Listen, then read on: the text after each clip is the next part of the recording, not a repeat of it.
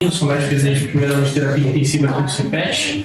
Hoje eu fiquei encarregado de começar a conversa então sobre neuromiopatias graves.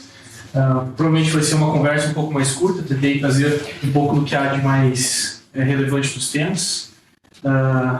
Procurei separar os três grandes pilares desse assunto, que são as doenças que acometem os nervos periféricos e raiz, o seu principal representante, as doenças da junção neuromuscular, nervos periféricos e músculo esquelético. Começando então pelos conceitos básicos de neurofisiologia, a junção neuromuscular ela é composta então por esse terminal pré-sináptico, que nada mais é do que uma continuação do axônio. Ela representa na sua última porção a membrana pré-sináptica. A fenda sináptica, que é esse espaço entre o terminal pré-sináptico e o sarcolema, que é a membrana plasmática da célula muscular, da célula do músculo esquelético, aqui representado. Ainda os receptores acetilcolinérgicos, então aqui nessa figura representados esquematicamente os receptores nicotínicos e as mitocôndrias em última análise. Então esses são os principais componentes da junção neuromuscular e toda a parte de neurofisiologia acaba residindo nesse componente. Tudo que acontece dentro da contração muscular de forma sequencial. Então, o potencial de ação que acontece lá no início do neurônio, no corpo do neurônio, ele viaja até o terminal pré-sináptico. Lá no terminal pré-sináptico, na sua última porção, onde existem as vesículas sinápticas, vai existir ativação dos canais de cálcio, que são voltagem independentes. Vai haver influxo de cálcio do meio extracelular para o meio intracelular. E dessa forma o cálcio se liga a proteínas SNER, que são proteínas catalíticas, que fazem, nesse contexto aqui, reações como fusão de membranas. Então, no caso da contração muscular, na fenda pré-sináptica, na membrana pré-sináptica, as vesículas que estão repletas ali de acetilcolina vão se fundir com a membrana pré-sináptica, vão então, nesse sentido, liberar acetilcolina, que cai no interior da fenda sináptica e se ligam aos receptores nicotínicos ou muscarínicos do sarcolema. Existe despolarização da fibra muscular, isso acontece por influxo de sódio, primeiramente por canais de sódio voltagem independentes que são abertos pela despolarização, consequentemente outros canais de sódio vão se abrindo, o cálcio que está lá no interior do retículo endoplasmático é liberado. E a partir do momento em que o cálcio é liberado pelo retículo endoplasmático, uma cascata de reações acontece, em que ocorre encurtamento das fibras de actina e miosina e, nesse sentido, a contração muscular. Os íons cálcio que foram responsáveis então, pela contração muscular, eles retornam para o interior do retículo endoplasmático, eles são bombeados de volta por bombas de cálcio que estão presentes no próprio sarcolema, e isso se comporta de tal forma que o cálcio que está presente dentro da célula sempre vai ser um componente da contração muscular, seja do músculo esquelético ou liso. Entendendo isso, entendendo a junção neuromuscular, os componentes principais e, claro, uma questão de anatomia um pouco mais básica, do trajeto do nervo desde a cadeia simpática, paravertebral, dos pares cranianos, a gente consegue começar a conversar um pouco mais sobre as grandes doenças que levam os pacientes críticos à UTI. Aqui eu tentei colocar um pouco sobre a síndrome de Guillain-Barré. Talvez seja um dos principais representantes desse assunto, dessa aula. A síndrome de Guillain-Barré, então, ela é caracterizada pela tetraparesia, que é flácida, tem uma apresentação aguda e, caracteristicamente, ela tem um caráter ascendente. Então, ela começa de forma bem típica, como paresia e parestesia de membros inferiores, de forma ascendente ela vai evoluindo, e nos casos de pacientes mais graves ela pode evoluir com insuficiência respiratória, tanto por sintomas lobares, como por fragilidade diafragmática dos músculos respiratórios. É uma doença bastante rara, comete menos de 15 mil pessoas no Brasil por ano, mas ainda assim é bastante letal. Dessas 15 mil pessoas, 10% de mortalidade ainda é um número bastante alto. O que acontece é que todo aquele trajeto que a gente viu na fisiologia do axônio até se formar um componente pré-sináptico, existe desmielinização da bainha, do componente de mielina, das raízes e dos nervos. Em casos mais graves pode existir realmente destruição axonal. Então são duas formas de apresentação da síndrome de Guillain-Barré, que são os dois grupos dentro dessa doença, dois subgrupos, que são os componentes nervosos ou radiculares e as doenças axonais. Sendo axonal, então, como eu disse, muito mais rara e muito mais letal também. Um componente importante do entendimento da síndrome de Guillain-Barré é que normalmente existe um fator predisponente muito bem definido. Então, infecções virais, por todos esses agentes que eu citei aqui, então Campylobacter jejuni, citomegalovírus, Epstein-Barr, HIV micoplasma, Zika recentemente foi associado com alguns casos de Guillain-Barré também, ou mesmo alguns fármacos, mais como antibióticos, a macrodantina, condições autoimunes como a sarcoidose. A gente também tem visto bastante, é muito bem escrito, vacinas, especialmente a vacina anti-influenza. Existe uma incidência bastante grande de casos de Guillain-Barré, ou pelo menos a predominância dos casos ali. Tá? Como eu disse, então, a paresia inicia-se pelo menos com paresia distal dos membros inferiores. Existe um avanço ascendente dessa paresia, normalmente hipo ou arreflexia nos membros que são afetados. E em termos de exame clínico, normalmente a paralisia facial periférica central também pode acontecer e está associada a maior gravidade. A desautonomia e insuficiência respiratória aguda. Evidente que quanto maior, ou melhor, mais alto o acometimento, mais próximo do tronco encefálico, do núcleo dos pares cranianos, e quanto mais grave for o acometimento com desautonomia, bradicardia, disternia, enfim, insuficiência respiratória, mais grave vai ser o doente e mais ele vai precisar de um leito de terapia intensiva. O diagnóstico ele é feito principalmente pela clínica, pela apresentação, pela identificação de um fator predisponente, como eu disse, normalmente muito bem definido, e pela eletroneuromiografia. Na eletroneuromiografia, para quem entende um pouco do exame, existe redução da velocidade de condução, redução da dispersão do potencial de ação, bloqueio da condução multifocal, são achados que são um pouco mais sensíveis. E análise glicórica, também é clássico que os pacientes com síndrome de Guillain-Barré costumam ter dissociação citoproteica, com uma hiperproteinorraquia e uma celularidade normal, o que é pouco frequente. Normalmente, quando se tem hiperproteinorraquia, tem ruptura da barreira licórica e aumento da celularidade. Não é o que acontece nesse caso. Existe, eu comentei no começo, até aqui com o doutor, que eu tentei trazer a referência maior para essa aula, o livro do Elias Nobel.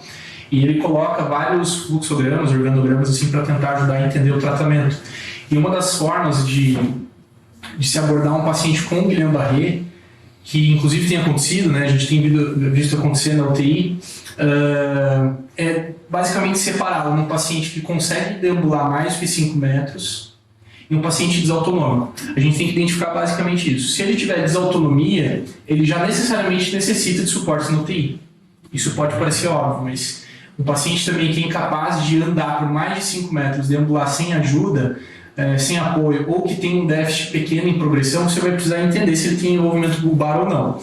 Por envolvimento bulbar, aqui a gente coloca basicamente o paciente que está dispágico, disártrico, então fala normal, consegue engolir, ele tem proteção ativa de vias aéreas, e se ele tiver envolvimento bulbar, com evidências ainda mais de aspiração, esse paciente não só precisa ir para um UTI, mas como ele precisa ser entubado até que a condição seja resolvida e o tratamento seja instituído.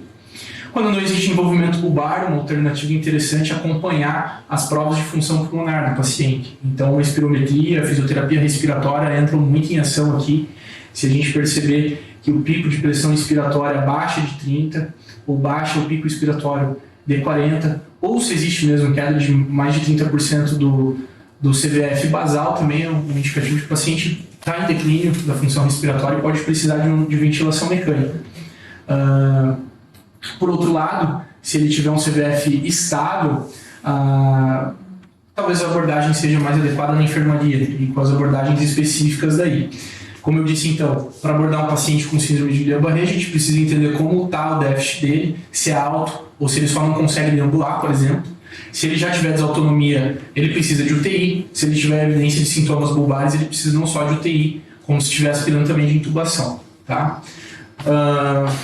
Continuando, então, abordagem mais específica. Aqui a gente consegue tratar a síndrome de Guillain-Barré, colocar essa questão de uma forma mais resumida.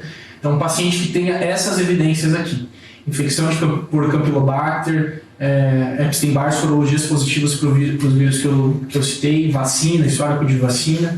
Tá? Se não tiver nada, também não é um problema, porque 1/3 dos casos não tem nenhum fator predisponente bem definido. Esses pacientes têm sintomas com nadir em menos de 4 semanas, ou seja, o pico de sintomas deles foi em menos de 4 semanas. A gente faz exames, a avaliação laboratorial é importante, associada à análise clínica. Então, uma coleta de líquor e eletroneuromiografia. A gente pode aqui começar a diferenciar então as formas axonais, como eu comentei, as formas radiculares. Existe uma forma específica da síndrome de Guillain-Barré, que é a Miller-Fisher. De qualquer maneira, as formas mais frequentes, que são as axonais e as radiculares, o tratamento vai ser com imunoglobulina humana na dose de 0,4 gramas por quilo por 5 dias, uma vez por dia. Ou plasmaférese. A plasmaférese ela é feita de tal forma que em 2 semanas você faça pelo menos 5 sessões, você consiga trocar a volemia do seu paciente em 5 vezes, pelo menos, trocar 5 vezes a volemia do paciente, avaliar a resposta, manter internamento hospitalar. Aqui não é recomendado após a administração de imunoglobulina que o paciente seja visto ambulatorialmente, tá?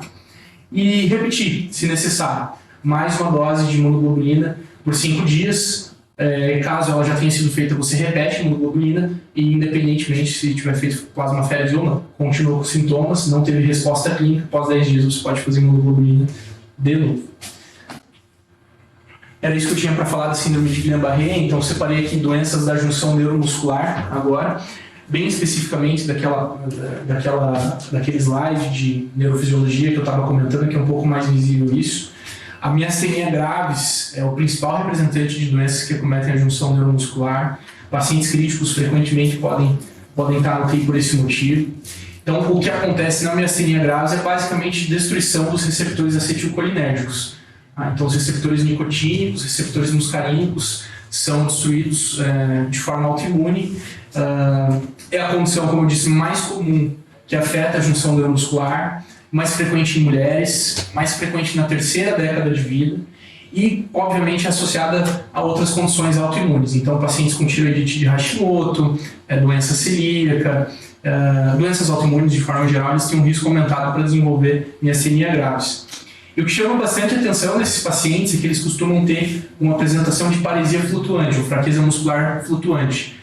Diariamente, esses pacientes costumam acordar mais dispostos, sem pitose, sem fraqueza, e conforme o dia passa, ou conforme a execução de exercício físico, por exemplo, isso piora.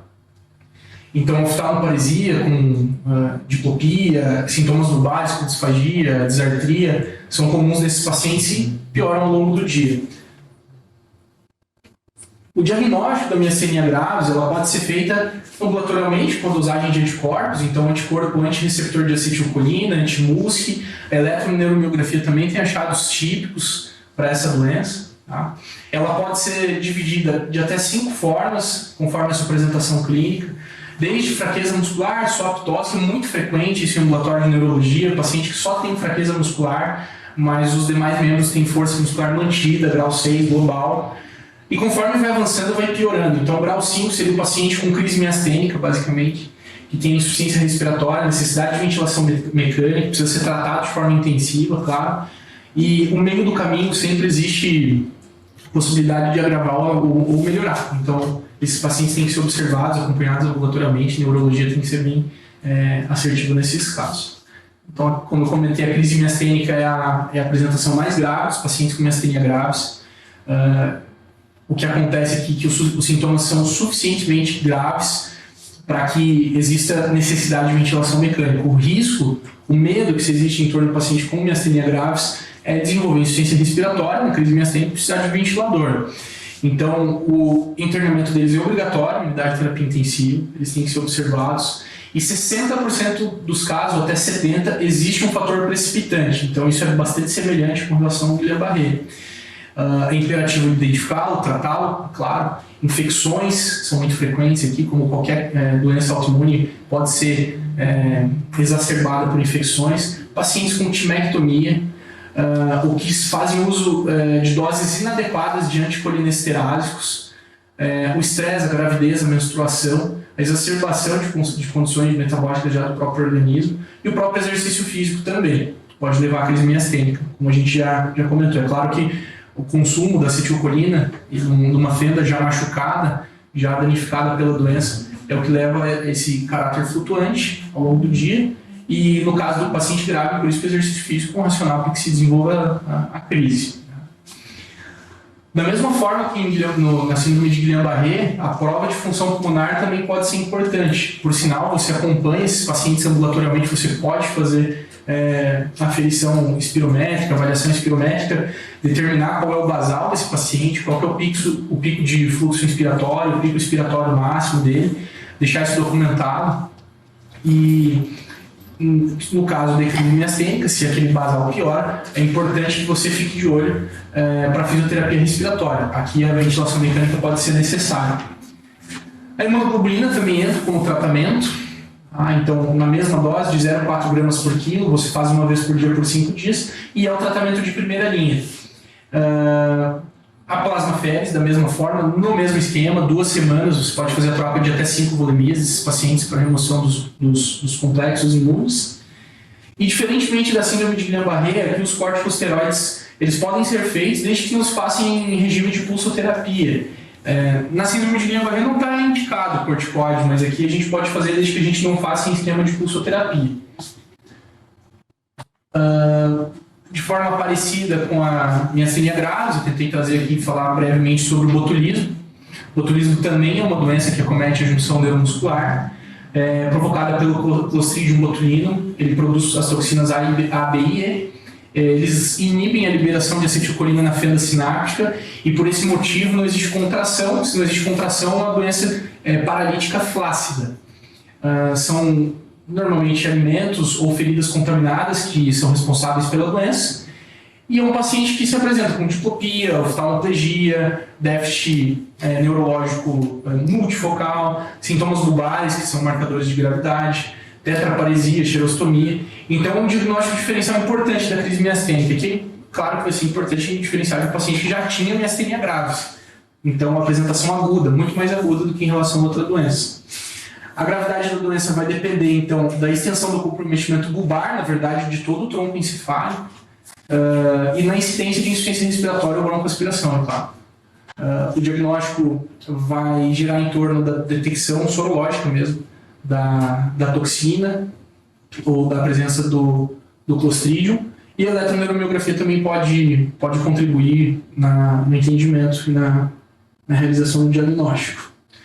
O tratamento específico do botulismo consiste na administração de soro, como uma doença infecciosa. Aqui o soro antibotulínico A, B e E, é um soro de origem equina. Importante que nos pacientes que realizam soro antibotulínico, eles podem sofrer com sensibilização. Então, um esquema de dessensibilização pode ser necessário em algumas pessoas. Claro que o tratamento geral vai incluir medidas de suporte, o internamento em UTI quando necessário, a vigilância respiratória, acompanhamento das provas de função pulmonar e tudo aquilo que a gente viu. É importante, e eu vi isso, um achado de literatura, que a ventilação mecânica ela acaba sendo infrequente. Talvez seja um dado, tanto por subdiagnóstico, enfim, pacientes com insuficiência respiratória mal diagnosticada. Mas, de qualquer maneira, o racional existe para que se precise bastante de ventilação mecânica.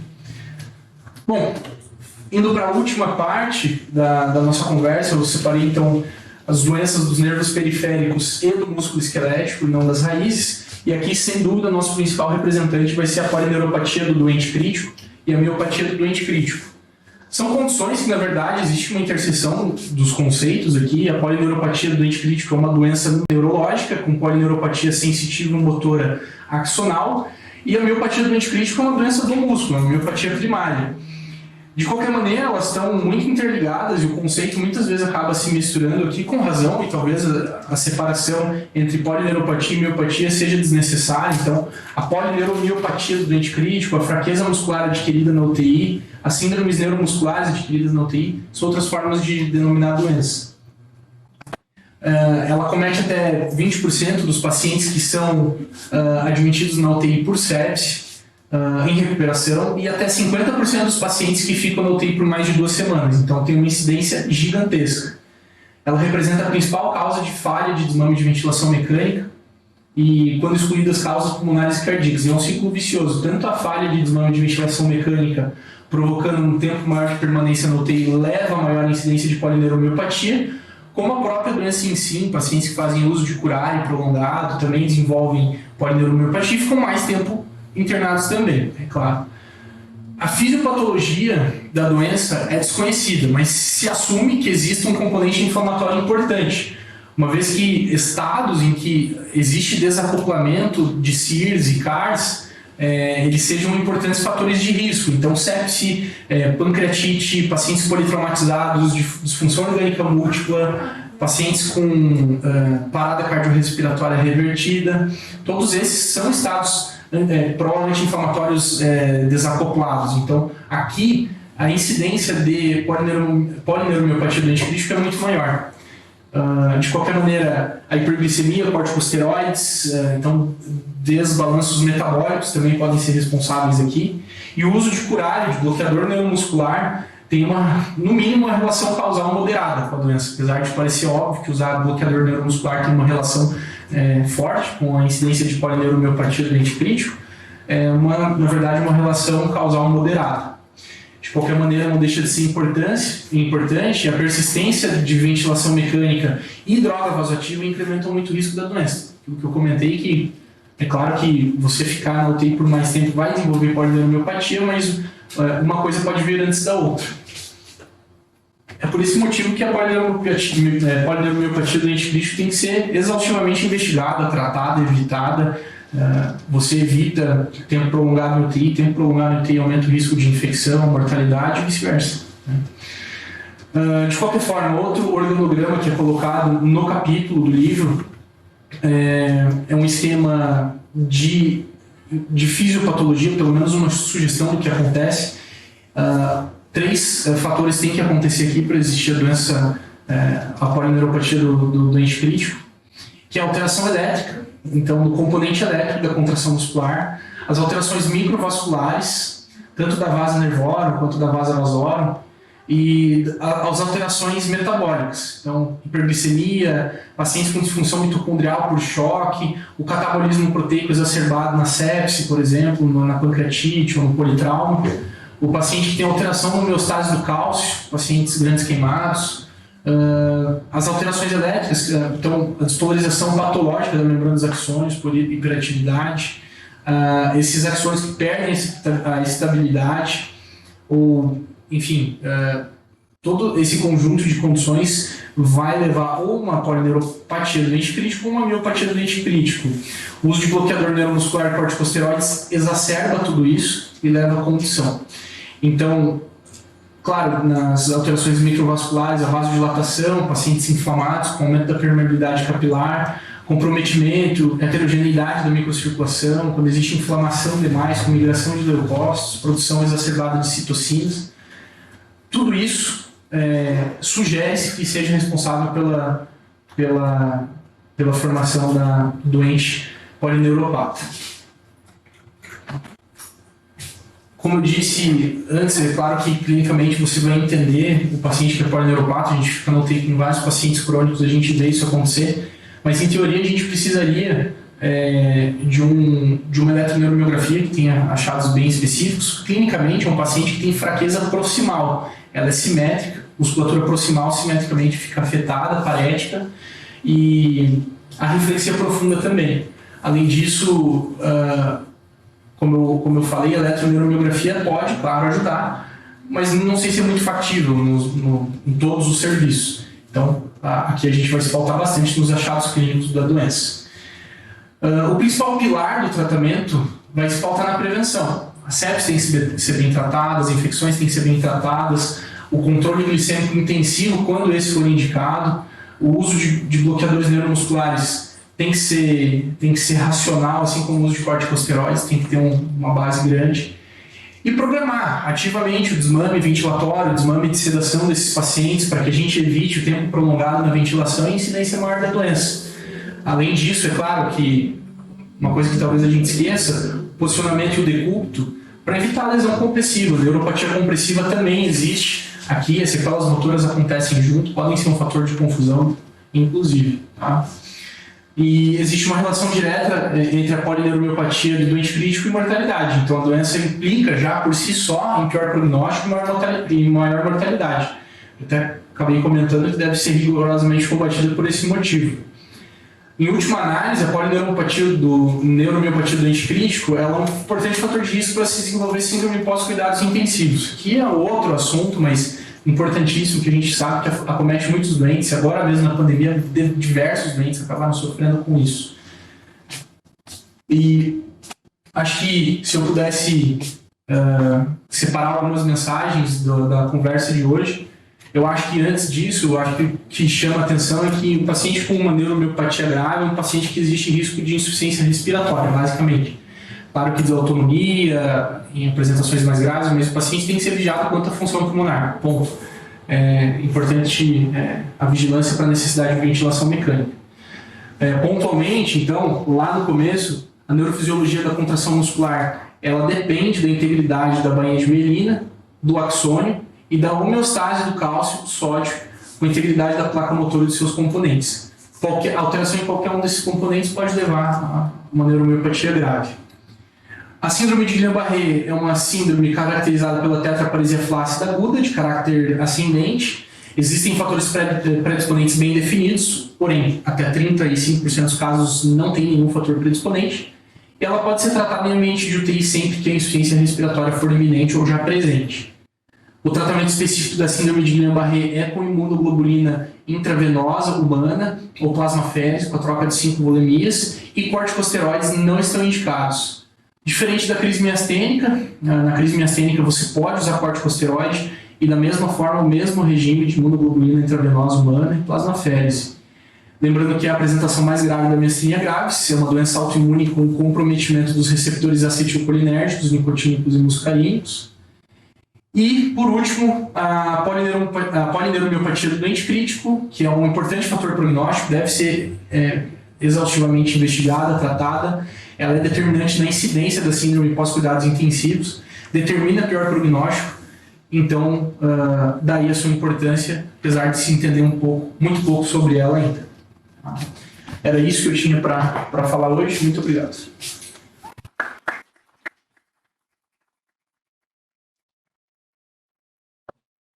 Bom, você estava mais tranquilo, entendendo bem o assunto. Gostoso de ouvir você falar. Né, Orlando? Com certeza, concordo com o senhor. Perguntas e considerações, Orlando? Doutor, Vocês estavam conversando, vocês já combinaram as perguntas. é verdade. Na verdade, o que me intriga sempre pensando nesses pacientes que são têm essas doenças neurológicas, né? É que lá na Santa Casa eu já acompanhei 2 pacientes que com Guillain-Barré, né? E, assim, agora o último, né, teve alta hoje, na verdade, da UTI. É um paciente que está 50 dias lá com a gente, então é sempre uma interação muito prolongada, ganhando pequenas coisas, sabe? E o que sempre me intriga é sobre, na verdade, o prognóstico dele de recuperação.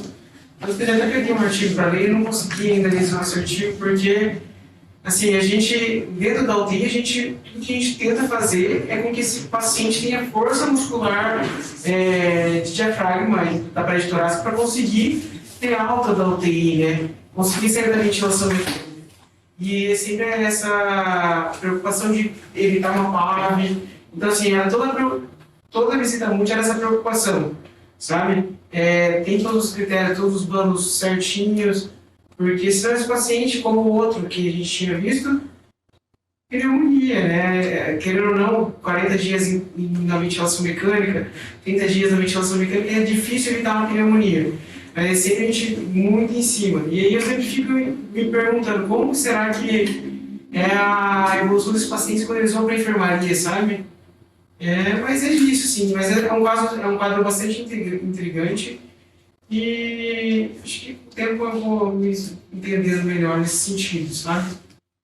Mas os 2 pacientes foram a mesma coisa. A gente fez imunoglobulina. Nenhum dos 2 a gente conseguiu isolar algum agente etiológico, assim, algum agente que fizesse esse diagnóstico, mas os 2 fizeram imunoglobulina, um fez plasmaférese, aí um foi de alta para a enfermaria acabou tendo uma pane lá na enfermaria, uma pneumonia, na verdade, aí acabou morrendo de choque séptico.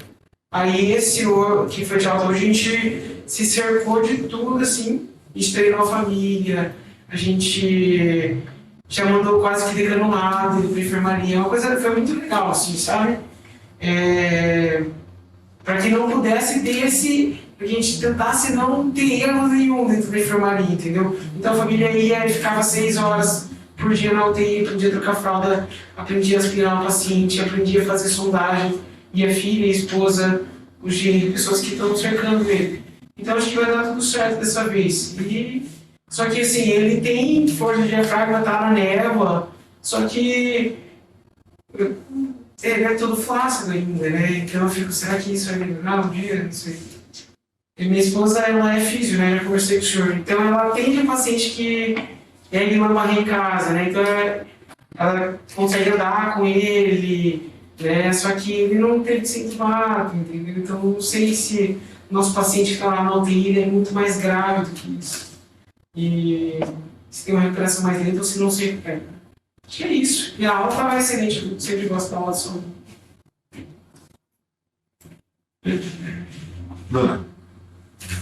Eu não cheguei a ver nenhum paciente com filoterapia no momento, mas os pacientes agora, mais no Covid, né, que a gente vê que fazem uso de um bloqueador neuromuscular por um tempo prolongado, e ficam muito tempo na ventilação mecânica. Eu tive a oportunidade de ver alguns vídeos das famílias que, quando os pacientes foram de alta para casa, eles mandaram.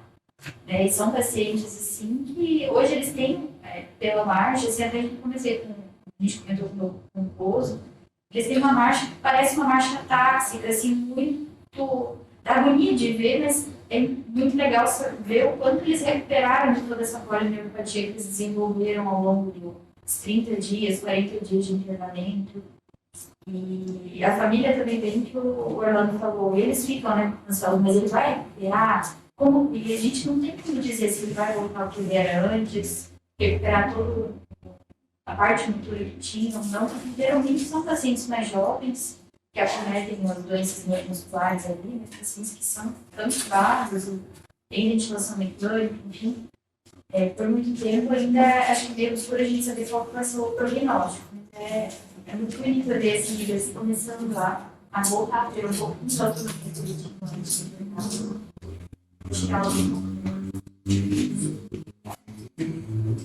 O que a gente podia dizer aí, para poder enriquecer um pouquinho a discussão? Acho que quando vai falar mesmo das síndromes neuroimiopáticas, que levam o doente até a unidade de terapia intensiva, eventualmente você pode ter um Duchenne, eventualmente você pode ter uma esclerose lateral amiotrófica,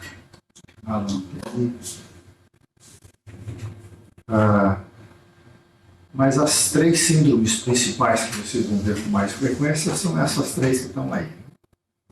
Uma síndrome que ela é nossa, produzida por nós, que é uma manifestação de disfunção e falência dos órgãos, que é a polineuropatia do doente crítico. Acho legal a gente encarar isso do mesmo jeito que você tem um doente crítico, que tem um trauma, que tem uma infecção, que interna na UTI pode fazer uma insuficiência renal, uma lesão renal aguda. Ele pode fazer uma lesão neurológica ou uma lesão muscular, uma polineuropatia relacionada com o doente crítico, que está muito relacionado com os fatores prognósticos que também levam a disfunções orgânicas, principalmente inflamação, citocina, alterações da coagulação, alterações microvasculares, né, que levam a alterações da microcirculação sistêmica e também do vaso nervoso, alterações de glicemia, mas não são relações causais diretas. A relação causal direta que leva a lesão muscular, que leva a lesão da bainha de mielina, desmielinização e eventualmente lesão axonal é basicamente a inflamação. Como tudo que quem tem mais hiperglicemia tem mais lesão renal. Quem tem mais hiperglicemia tem mais injúria pulmonar. Mas não tem uma relação direta. Na verdade, são associações, né? E a lesão renal, o rim é capaz de fazer uma recuperação mais rápida do que a bainha de mielina. E a mesma coisa acontece com o pulmão. A bainha de mielina, uma vez lesada, ela precisa de ser regenerada e ela leva dias a semanas. E se você tiver lesão axonal junto, poderá ser definitiva. Quanto mais proximal for a lesão axonal, quanto mais intensa for a lesão axonal, a sequela pode ser definitiva. Quanto mais leve ela for, mais só sensitiva ela é, pouco motora. Quanto mais bainha de mielina, mais motora. Quanto mais grave ela for, tem lesão axonal. Lesão axonal pode levar 6 meses para poder recuperar, 1 ano para recuperar, e às vezes não recupera completamente, dependendo da intensidade da lesão. Como toda doença e muscular que leva à fraqueza, tem alguns princípios assim que vale a pena lembrar. Primeiro, é sempre fraqueza com hiporreflexia. Não deixem passar, eventualmente, uma esclerose lateral amiotrófica, uma esclerose múltipla com uma mielite transversa, que às vezes faz uma tetraparesia aguda, ou uma tetraparesia 2 ou 3 dias, que alguém faz um diagnóstico de Guillain-Barré, mas é uma lesão do neuromotor superior, com hiperreflexia, às vezes com Babinski. Esse não pode ter Babinski, não pode ter hiperreflexia, tem que ter hipotonia. Então, um exame neurológico rápido tem que identificar que essa é uma lesão do neurônio motor inferior ou uma miopatia. Ou seja, hipotonia, hiporreflexia e ausência de Babinski, isso tem que ser. Se for doença neurológica, de um modo geral, predomina distal. Se for doença motora, de um modo geral, predomina proximal. Vocês estão cansados de ver os doentes que têm miastenia grave, de modo geral, miastenia graves é bulbar, né? É deglutição, é oftalmoplegia, é ptose palpebral, fraqueza muscular proximal, predominantemente. Quando a lesão da sepse, da infecção, do doente crítico é mais muscular, predomina mais proximal, quando ela é mais neurológica, predomina mais distal. A neuropatia do doente crítico, geralmente, ela é mais neurológica do que miopática, mais distal. E o Guillain-Barré, tipicamente, começa na periferia. Né? Isso é chamada de ascendente, mas tem uma forma chamada Miller-Fisher, é uma forma bulbar, que às vezes começa na região bulbar, com fraqueza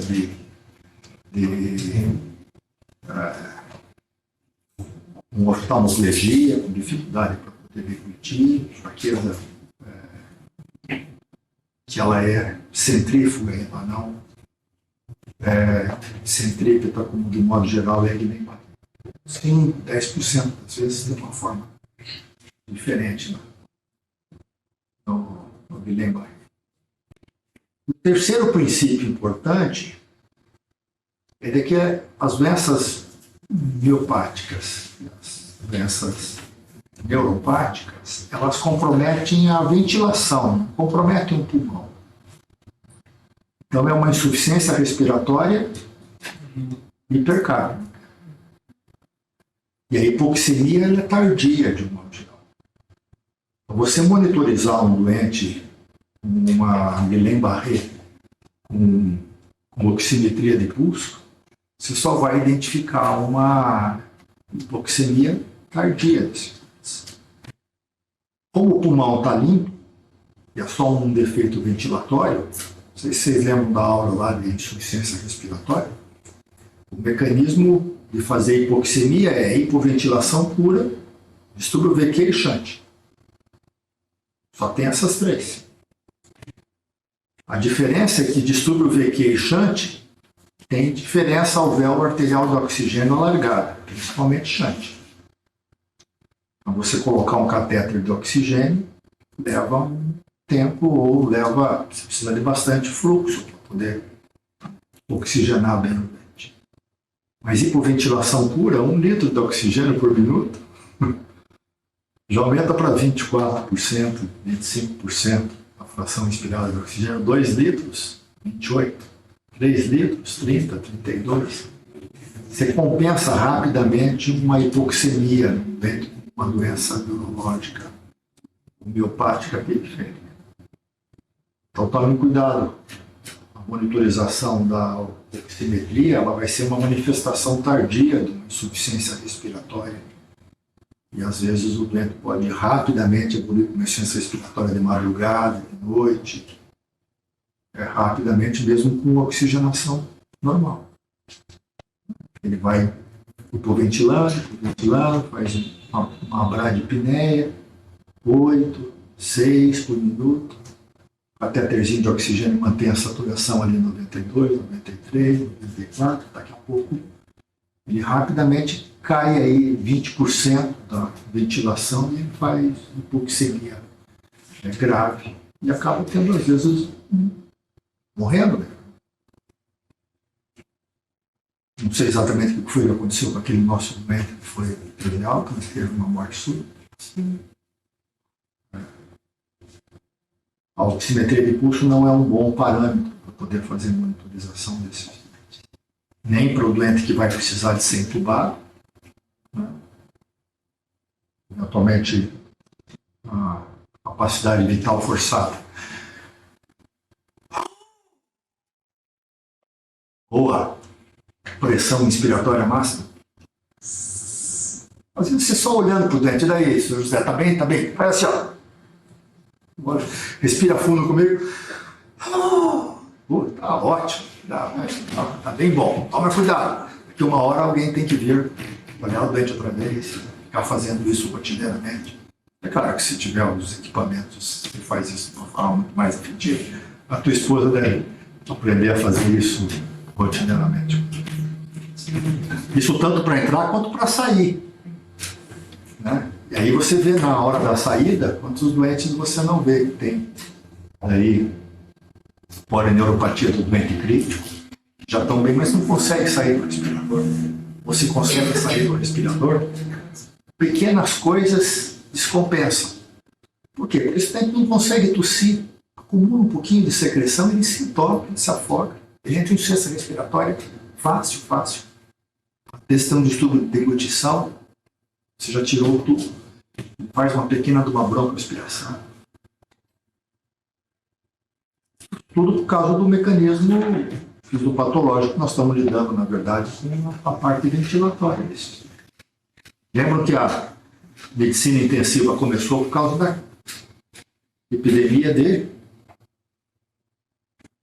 óleo, 1951 e 1952. E se tratava esses doentes com ventilação por pressão negativa. E a ventilação por pressão negativa, você ficava 2 semanas e 90% dos doentes morriam. Morriam de pneumonia. Morriam de pneumonia porque não tinha um tubo orotraqueal. Os doentes iam indo. Daqui a pouco eles acumulavam um pouquinho de secreção, não conseguiam tossir, faziam pneumonia e morrer. Manter um tubo orotraqueal tem lá a sua importância, né, nesses doentes que têm hipoventilação. Enfim, estou dizendo essas coisas todas porque isso explica muito dessas coisas que você está perguntando. Um doente com polineuropatia do doente crítico ou um doente com Guillain-Barré fez uma lesão, seja imunológica clássica por Guillain-Barré, seja por polineuropatia do doente crítico, por lesão da bainha de mielina, também por inflamação e por, eventualmente, microtrombos do vaso nervorum, como esses doentes com sepse, com trauma fase frequentemente, eles desmielinizam e fazem lesão axonal importante. A recuperação disso vai ser semanas, meses, dependendo do grau de lesão. Quanto mais tardiamente a gente começou a plasmaférese ou a imunoglobulina hoje, 5 dias de imunoglobulina é muito mais fácil do que fazer plasmaférese durante a semana. Praticamente a imunoglobulina hoje está disseminada, vocês têm imunoglobulina com facilidade em todos os lugares. Hospitais públicos hoje liberam a imunoglobulina fácil, né? Tô certo? Alguns anos atrás a gente tinha que fazer plasmaférese porque não liberava. A imunoglobulina hoje está disponível. Elas são iguais na sua eficiência, mas quanto mais tardiamente você começa, principalmente 2 semanas depois, e mais grave o dente estava lesado, você vai conseguir, na verdade, só inibir mais inflamação e mais lesão. O resto do dente vai ter que se recuperar sozinho. E essa recuperação pode levar 6 meses. Pode levar 1 ano. 1 ano depois, 10% dos dentes ainda tem lesão neurológica significativa. 1 ano. Mas quem são esses doentes? São aqueles doentes que fizeram lesão axonal. São aqueles doentes que fizeram fraqueza mais intensa, né? Tiveram progressão rápida ou tiveram início da imunoglobulina mais tardia. Esses doentes podem levar 6 meses para poder recuperar de forma significativa. E mesmo assim, 1 ano depois, ainda tem muito doente que tem lesão. Às vezes sequela o resto da vida. Doentes com Guillain-Barré, com polineuropatia do dente crítico, ficam com dificuldade de marcha. Se eles fizerem insuficiência respiratória, eles vão levar um tempo para poder voltar a ter novamente força, capacidade vital forçada normal, força inspiratória, uma pressão inspiratória máxima adequada, boa, capacidade de tosse, capacidade de eliminar a secreção. Os dentes estão vulneráveis a fazer pequena broncoaspiração, pequena acúmulo de secreção, fazer pneumonia, mesmo com o maldito do oxímetro normal. O oxímetro é um bom método de fazer monitorização da doença pulmonar. Quando o doente tem SARA, quando ele tem pneumonia, quando ele tem embolismo do pulmão, quando ele tem doença ventilatória, ela é enganadora. O doente está bom, mas ele está no limite, ele não tem nenhuma capacidade mais. Está bem, vai para o leito devagarinho, está estável, mas se ele broncoaspira 20 ml, ele faz um pouco de acúmulo de secreção, ele dança e descompensa rapidamente. Ele não é capaz de poder eliminar aquilo. Quantas vezes eu já não me afoguei? Vocês também? Né? Cada vez que a gente se afoga, é duro de eliminar aquilo, dá a impressão que você vai morrer. Ok? Miastenia graves. Miastenia graves, acho que lembrar que muitos doentes estão tomando Mestinol, piridoximina. No modo geral, numa dose de 60 mg 4 vezes por dia. Essa é a dose clássica. Eventualmente a cada 4 horas, eventualmente 2 comprimidos. Eventualmente o doente está com muita fraqueza, começa a fazer muito Mestinol e faz uma crise colinérgica. Então tem que diferenciar esses doentes quando eles internam com miastenia e internam com fraqueza, se eles estão tendo crise miastênica ou se eles estão tendo crise colinérgica. Tomou muito Mestinol, começa a ter fraqueza também por causa do excesso de Mestinol. A diferença é, de um modo geral, o doente está tomando uma dose maior, porque alguém veio aumentando a dose, se ele continua tomando, está aderente, entendeu? E tem sintomas colinérgicos. Tem cólica abdominal, às vezes tem diarreia, tem bradicardia, produção grande de secreção brônquica, tosse, e tem fasciculação muscular. Miastenia e cestos, doenças miopáticas, de modo geral, tem fraqueza muscular, hipotonia, hiperreflexia, não tem fasciculação. Se tiver fasciculação, deve ser crise colinérgica. Se não for miastenia, se tiver fasciculação, deve ser esclerose lateral amiotrófica. A lateral amiotrófica é a única doença que tem neurônio motor superior e inferior. Ele tem hiperreflexia, tem Babinski que tem fraqueza com fasciculação.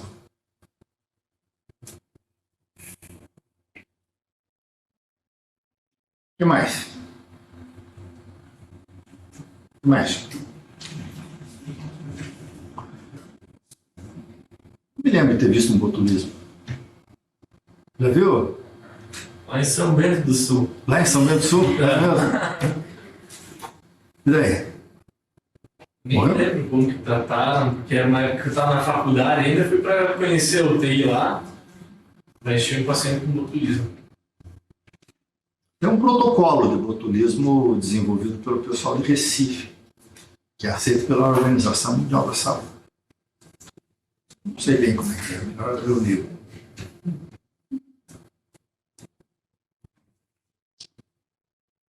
Tá bom?